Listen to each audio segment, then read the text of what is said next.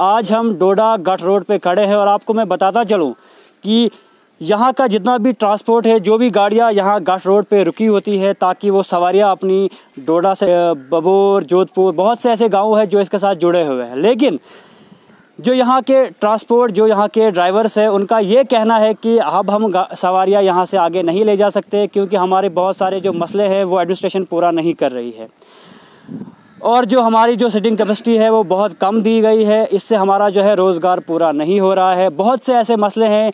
तो आइए हम जानते हैं जो यहाँ पर जितना भी ड्राइवर का तबका यहाँ पे है, तो आइए हम इनसे जानते हैं क्या क्या मसले हैं इनके। तो जी, आपका नाम? राजेंद्र सिंह। राजेंद्र सिंह, आप मुझे बताइए, आप जो आज ये धरने पे बैठे हुए हैं, ये किस वजह से बैठे हुए हैं? सर, ये इस वजह से बैठे हैं, हम लॉकडाउन के तकरीबन 3 महीने ख़त्म हो चुके हैं, 3 महीने से ज़्यादा हो गया। तो इन 3-4 महीनों में हम बिल्कुल बैठे थे घर में।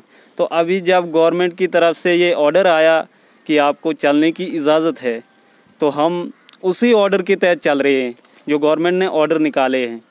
तो अब हम यहाँ डोडा टाउन में अभी इंटर भी नहीं होते हैं, तो हमें अड्डा देना पड़ता है। वो किस लिए देना पड़ता है? हम यही एडमिनिस्ट्रेशन से गुजारिश करते हैं कि अगर हमें बस स्टैंड में जाने दिया जाए तो वहाँ पे अड्डा तो हम दे रहे थे, पहले भी दे रहे थे, अब भी देंगे।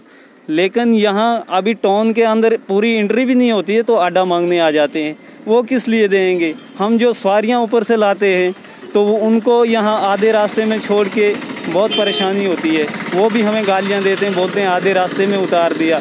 जब हम आगे जाते हैं नाके पे, वहाँ पुलिस वाले बोलते हैं चलो जी यहाँ से वापस करो, यहाँ से आगे जाने की इजाज़त नहीं है आपको। तो ऐसा क्यों है? तो आपका जो मेन मसला है अड्डे का है, उसके अलावा भी और से ऐसे जो मसले होते हैं जो यहाँ पर अभी आप गाड़ियाँ रुका रहे हो, तो यहाँ पर आपके कोई ऐसे ऐसे इश्यूज़ हैं जिसकी वजह से आप परेशान हो? सर, आप खुद भी देख सकते हो, यहाँ पे तो जंगल है, चारों तरफ ये सन्नाटा छाया है।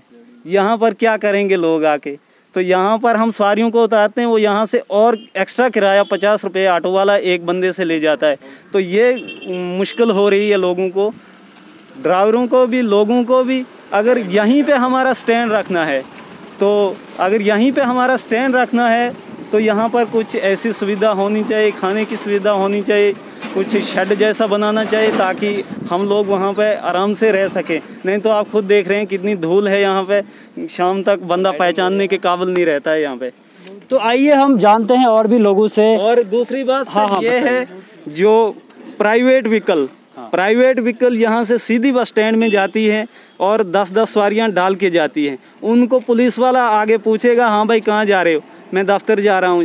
हाँ जी, दफ्तर जा रहा है, तो सवारियाँ उठा के वो सवारियाँ भी दफ्तर में लेके जाता है। उनके लिए क्यों नहीं कोई कानून बनता? आरटीओ साहब, डीएसपी साहब, कोई दूसरा साहब, उनसे क्यों नहीं ये पूछते हैं? एडमिनिस्ट्रेशन से यही गुजारिश है कि आप इन लोगों को भी पूछें। अगर सारे टैक्स, जितने भी टैक्स होते हैं, वो पैसेंजर गाड़ी वाले भरते हैं और प्राइवेट गाड़ी वाले उसका फ़ायदा उठाते हैं, ऐसा क्यों है? हमारे साथ ये नाइंसाफ़ी क्यों है? तो आइए हम और भी लोगों से यहाँ जानने की कोशिश करेंगे कि क्या मसले हैं इनके। जी, आपका नाम? सर, देखिए, विपिन सिंह मेरा नाम। विपिन सिंह, आप मुझे बताइए जो मसले अभी आप बता रहे हैं, और भी कोई मसले अगर है तो आप हमें बताइए यहाँ। सर, सबसे पहले देखिए, हम पीछे डोडा नाले में बैठे हैं।